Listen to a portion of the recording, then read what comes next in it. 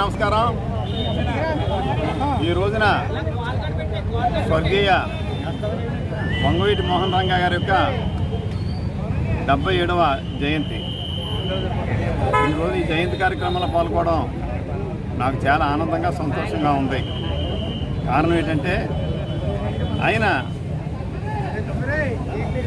బడుగు బలహీన వర్గాలకి కులాలతో మతాలతో సంబంధం లేకుండా పేదవారందరికీ కూడా న్యాయం చేయాలని ఒక సంకల్పంతో ఏ రకంగా ఆ రోజున ప్రజాసేవ చేశారో మనం అందరం చూసాం.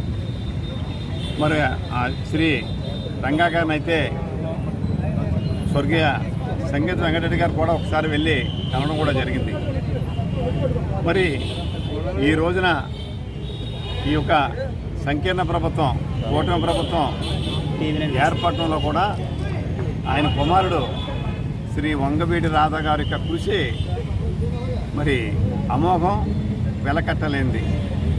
మరి ఆయన కూడా అప్పుడు మనకి ఎలక్షన్ వచ్చిన సమయంలో మండపేట వస్తానని చెప్పి ఆయన నాకు ప్రామిస్ చేయడం, అంతకుముందు 2019 అయితే మరి ఆయన మన మండపేట నియోజకవర్గం రావడం అందరికి ఒకసారి నేను జ్ఞాపకం చేస్తూ ఉన్నాను. కానీ టైం షెడ్యూల్ సరిపోక మరి ఆయన రాలేకపోయినప్పటికీ కూడా ఆయన వారికి తెలిసిన వారు అందరికీ కూడా మెసేజ్ ద్వారా ఇక్కడ జోగేశ్వరాన్ని గెలిపించుకోవాలని చెప్పి వారు కూడా నా తరఫున అభ్యర్థించడం, దాన్ని మన్నించి మరి మన సోదరులు సోదరులు కూడా మరి శ్రీ రంగా గారి అడుగుజాడల్లో మనం అందరం కూడా పయనించాలని, ఆయన ఆశయాల్ని పూర్తి చేయవలసిన బాధ్యత ప్రతి ఒక్కరి మీద ఉందని చెప్పి అందరికీ సవనీయంగా మనవి చేసుకుంటూ అందరం కలిసి ఆయన అడుగుజాడలను అడుగుదామని చెప్పి అందరికీ విజ్ఞప్తి చేస్తూ అందరికీ నమస్కారాలు.